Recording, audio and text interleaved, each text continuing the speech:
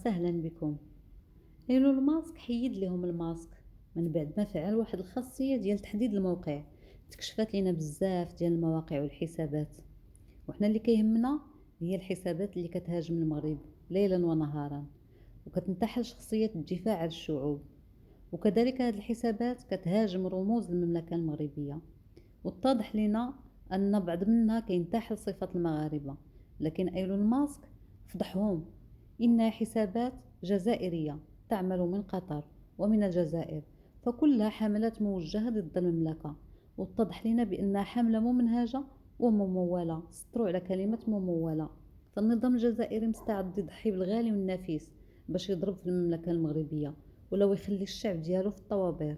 كيستهدفوا المغرب، وهذا الشيء ليس بجديد بل تراكمات وسنوات، وهم يتهموا في المغرب وينشروا ادعاءات كاذبة.